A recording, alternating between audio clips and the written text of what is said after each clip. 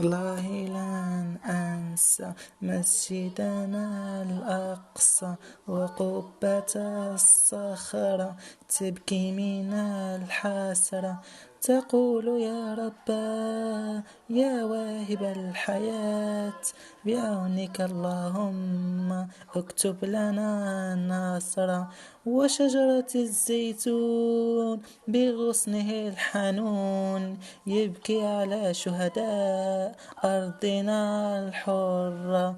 يا لوعة النفس ليك يا قدسي وأنني الألوى والعيشة المرة.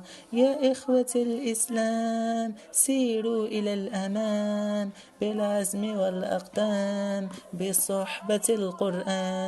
هيا وهي أيدينا وربنا يحمينا قرآننا يهدينا في ساعة الإيمان. هيا ارفعوا القرآن وحطموا الأوثان وحرروا الإنسان من قبضة الطغيان.